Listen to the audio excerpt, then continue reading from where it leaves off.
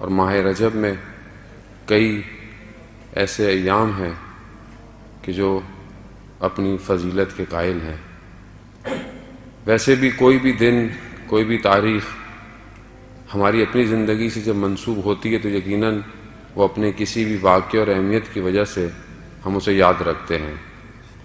انسان مادی ہے، انسان محدود ہے، خود دنیا بہت محدود ہے، لیکن اس محدود اور اس لمیٹڈ چیز کے اندر پروردگار نے کچھ ایام ایسے رکھے ہیں کہ جس میں اگر ہم کچھ کام کریں تو ہم اس لامحدود زندگی میں خوشحال رہ سکتے ہیں، جس میں ماہ رجب ایک ایسا ایام ہے۔ خداوند متعال کے نزدیک زمانہ کوئی اتنا مہم ظاہراً نہیں ہے کہ خداوند متعال ہے، یہ ہمارے لیے 24 گھنٹے، ہفتہ، پھر مہینہ، پھر سال، لیکن انہی ایام کے اندر کہ جو مادی دنیا ہے جس میں سورج گھوم رہا ہے اور ہمارے لیے ایک زمانہ تعین کر رہا ہے، اسی مادی، اسی محدود کے اندر پروردگار جب کسی ایام کو اپنے آپ سے منسوب کر دیتا ہے تو اس کے اندر برکت ڈال دیتا ہے۔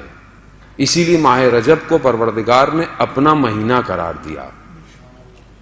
اب اگر ہم اس سے فائدہ نہیں اٹھائیں گے تو یقیناً ہم باقی چیزوں کی طرح اگر ہم دنیا سے گزر گئے تو روز قیامت حسرت کھائیں گے کہ یہ ایام گزر گئے اور ہم نے اپنی زندگی میں ان کو اہمیت نہیں دی۔ ماہ رجب بھی بالکل ایسی ہے۔ یقیناً آپ نے اس سے پہلے گفتگو سنی ہوگی ایام میں، ظاہر ہے اور بھی آپ کے پروگرام پہلے بھی ہو چکے ہیں، لیکن بہرحال توفیق ہوئی ہے، کچھ دن رہ گئے ہیں تو شاید ہو سکتا ہے کہ ہم کچھ دن بہتر گزار سکیں۔ ماہ رجب عرفا کے نزدیک بہار کا مہینہ ہے۔ بہار کس کو کہتے ہیں؟ شکوفہ ہونا، دوبارہ زندہ ہونا، تجدید حیات ہونا۔ جو چیز مرجھا گئی تھی وہ دوبارہ کھلتی ہے، اس کے اندر زندگی آتی ہے۔ عرفہ اس کو بہار کا مہینہ کہتے ہیں۔ کیوں؟ کیونکہ روح کے کھلنے کا مہینہ رجب ہے۔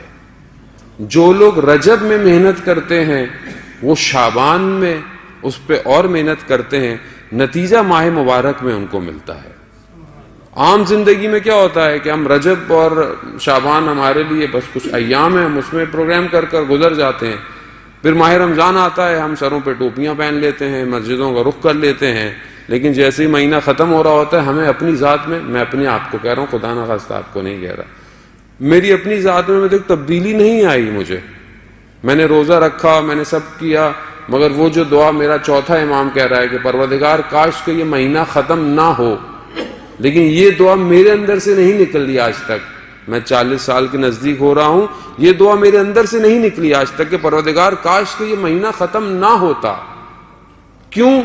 کیونکہ میں نے اس کی تیاری نہیں کی۔ میں کیا ہوں؟ میں کہتا ہوں کب ختم ہوگا، کب چاند نکلے گا۔ کتنا میرے میں اور سیر ائمہ میں تضاد پایا جا رہا ہے۔ کیوں؟ کیونکہ میں نے ان ایام کو درک نہیں کیا۔ میں اگر ان ایام کو درک کرتا تو پھر ماہ رمضان میں پھل لے کر خداوند متعال کی بارگاہ میں موجود ہوتا۔ اب اس مہینے کے اندر سب سے زیادہ مہم کیا ہے؟ استغفار ہے۔ استغفر اللہ واسأل التوبہ، یعنی توبہ کرو۔ کیا میں واقعاً کر پا رہا ہوں؟ یقیناً زندگی بہت مصروف ہے۔ اب آپ بولے مولانا صاحب ٹائم نہیں ملتا زندگی، آپ کو کیا پتا؟ مولانا صاحب کا تو کوئی کام نہیں ہوتا، کتابیں پڑھتے ہیں یا مجلسیں پڑھتے ہیں، لوگ سارے مصروف ہیں، لوگوں کے پاس سارے مصروف ہیں، تو آپ کو کیا پتا؟ جاب ہے، یہ ہے، وہ ہے۔ خوب دیکھیں ساری چیزیں اپنی جگہ پر ہیں، مگر کیا خداوند متعال نے جب ہمیں خلق کیا تھا کیا وہ نہیں جانتا تھا کہ انسان آگے والا اتنا مصروف ہو جائے گا؟ تو یہ اتنے سارے جو اس نے ہمارے لیے اعمال بھجوائے اپنے انبیاء کے ذریعے سے، تو کیوں بھجوائے؟ یا تو ہمیں نہیں جانتا تھا، یا تو آپ بولے کہ نہیں پروردگار کو نہیں پتا تھا کہ 21ویں سینچری میں اس فاسٹ سیزن میں رہنے والی جگہ میں ہماری زندگی بہت مشغول ہوگی۔ ایسا نہیں ہے عزیزان محترم، یہ صرف ہم اپنے آپ کو بہانے دے رہے ہیں۔ ہم چاہیں تو اپنی رفتار کو اولیاء کی رفتار کے قریب کر سکتے ہیں اگر چاہیں تو، اور نہ چاہیں تو۔ انبیاء کے دور میں انبیاء بہت کوشش کرتے رہے، لوگوں نے کچھ نہیں کیا۔